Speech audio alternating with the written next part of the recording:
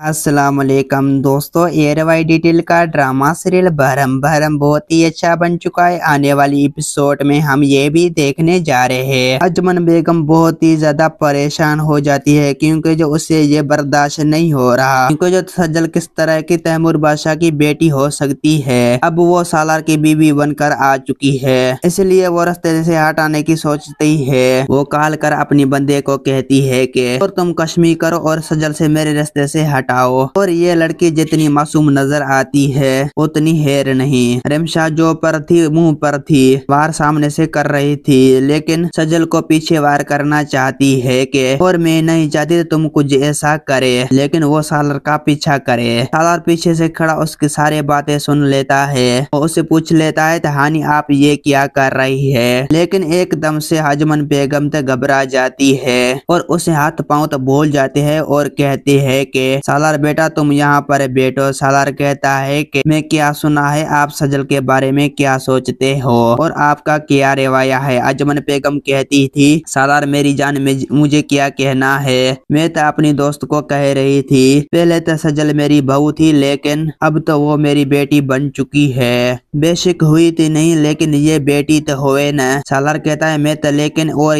का कोई बातें सुना। अजमन बेगम कहती है मैं तो बता चुकी थी।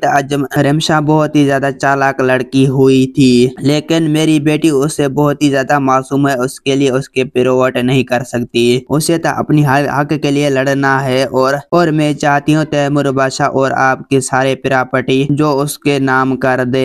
ये बात सुनकर सालार बहुत ही ज्यादा परेशान हो जाते हैं। सालार कहते हैं खुदा के लिए ऐसा ही होगा जैसा आप कह रही हो। मुझे लगता है कि मैंने कुछ और ही सुना है। अजमन बेगम समझने की कोशिश कर रही है। दोस्तों उम्मीद है कि मेरा वीडियो आप लोगों की अच्छी लगी होगी। वीडियो अच्छी लगी तो वीडियो को लाइक और चैनल को सब्सक्राइब लामी कहना। खुदा हाफिज।